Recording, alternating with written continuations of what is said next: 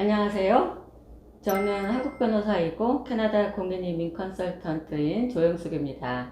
자, 오늘 영상 기다리신 분들 많으셨죠? 자, 바로 내용 들어가겠습니다. 앞으로는 이민용 범죄 기록을 제출하되 실효된 형이나 수사 기록이 있으면 자진 신고하라는 이민국의 폭탄 선언을 어떻게 해석해야 되는지에 대해서 설명을 드릴 거예요.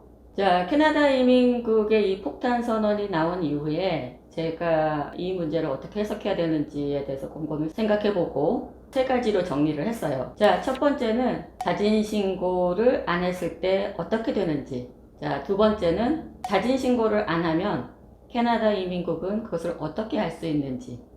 세 번째는 이번 발표가 나온 배경과 이유, 그리고 앞으로 전개될 상황. 이 세 가지예요. 오늘은 그 첫 번째에 대해서 설명을 드릴 거예요. 자, 실효된 형이나 범죄 기록이 있는데 자진신고를 안 하면 어떻게 될까요? 그 답은 아주 간단해요.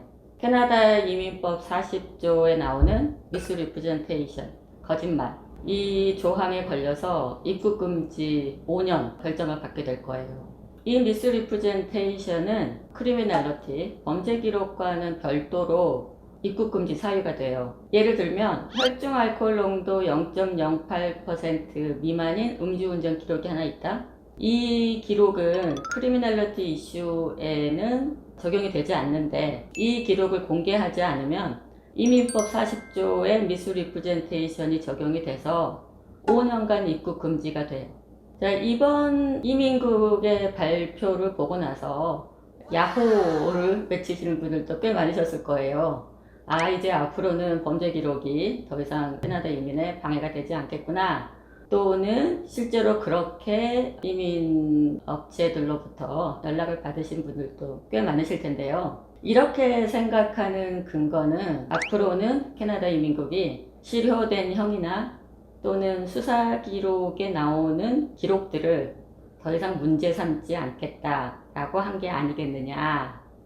자, 그리고 두 번째는 미국 이민 절차에서는 실효형이나 또는 수사 기록이 나오지 않는 일반 범죄 기록을 내라고 규정이 바뀌었어요.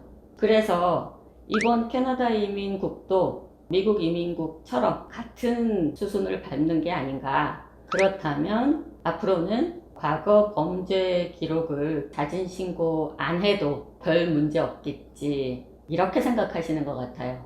자, 저는 한국 분들이 자진신고하지 않으면 미스리프레젠테이션에 해당할 것이다 라고 생각하는데 근거는 두 가지로 정리해 볼 수 있어요. 자, 먼저 법체계의 가장 근본 원칙 중에 하나는 상위법 우선 원칙이에요. 자, 이 원칙을 캐나다 이민법과 관련해서 얘기를 해보면 캐나다 이민 업무에 적용되는 가장 상위법은 캐나다 이민법이에요. 그 다음으로는 이민법 시행령, 그 밑으로는 캐나다 이민국 내부에서 사용하는 내부 지침, 이런 거예요. 그래서 캐나다 이민국 내부의 정책, 그리고 캐나다 이민 심사관들의 결정, 이 모든 것은 캐나다 이민법과 그 시행령에 반드시 근거가 있어야 해요. 자, 이민 절차에서 신청인들에게 과거의 범죄 기록을 공개하라는 이 의무는 캐나다 이민법 36조 그리고 40조의 근거를 두고 있어요. 자, 제36조는 범죄 기록을, 그리고 제40조는 미스리프레젠테이션을 각각 입국 금지 사유로 규정하고 있거든요. 자, 그럼 최근에 캐나다 이민법 제36조와 캐나다 이민법 제40조에 변경사항이 있었나요? 아니거든요. 그러면 이번 발표와 무관하게 자신의 과거의 범죄 기록을 공개해야 될 의무가 있는 거예요.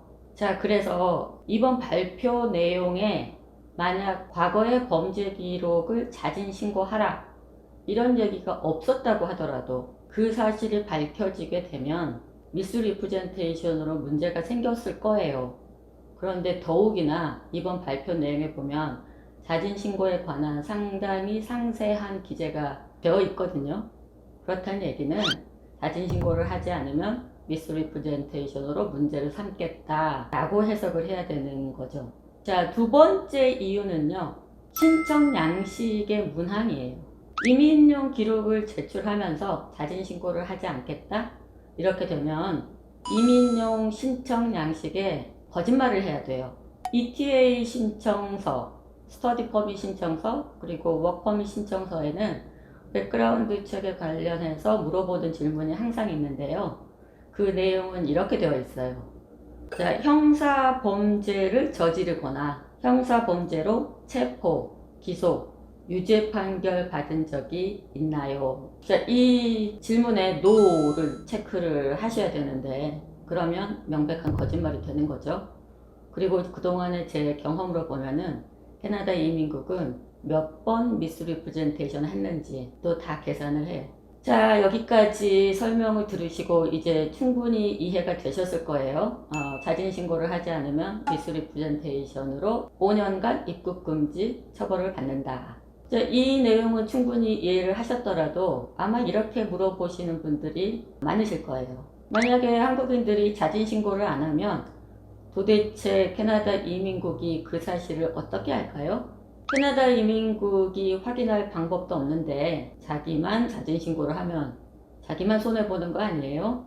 사실 이 발표를 보고 나서 저도 이 문제를 제일 많이 생각을 해본 것 같아요.